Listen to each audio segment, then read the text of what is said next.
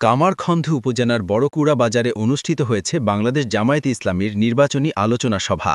অনুষ্ঠানে প্রধান অতিথি হিসাবে উপস্থিত ছিলেন বিশিষ্ট শিক্ষাবিদ ও সমাজসেবক, বাংলাদেশ জামায়াতে ইসলামীর কেন্দ্রীয় শুরা সদস্য এবং সিরাজগঞ্জ ২ আসনে বাংলাদেশ জামায়াতে ইসলামীর মনোনীত সংসদ সদস্য পদপ্রার্থী অধ্যাপক মোহাম্মদ জাহিদুল ইসলাম।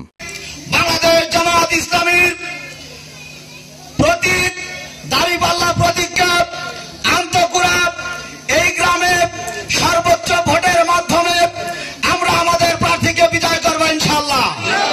আজকের প্রধান অতিথি আমাদের সম্মানিত জামায়াত কর্তৃক এমপি পদপ্রার্থী অধ্যাপক মাওলানা জাহিদুল ইসলাম সাহেব উনি কথা বলবেন। সর্বশেষ আমার কথা হচ্ছে, আমরা পরিবর্তন চাই, সমাজ পরিবর্তন করতে চাই, বাংলাদেশের জনগণ পরিবর্তন চায়।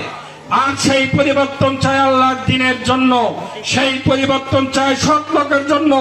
অতএব আগামীতে বাংলাদেশ যদি পরিবর্তন করতে চান, শোষণ মুক্ত, সন্ত্রাস মুক্ত, দুর্নীতি মুক্ত, চাঁদাবাজ মুক্ত যদি একটা বাংলাদেশ গড়ে তুলতে চান, তাহলে বিশ্ববিদ্যালয়গুলোতে ছাত্ররা যেভাবে পরিবর্তন ঘটিয়ে দেখিয়ে দিয়েছে, আগামী নির্বাচনে আপনারাও সেই রকম পরিবর্তন দেখিয়ে দেবেন ইনশাআল্লাহ।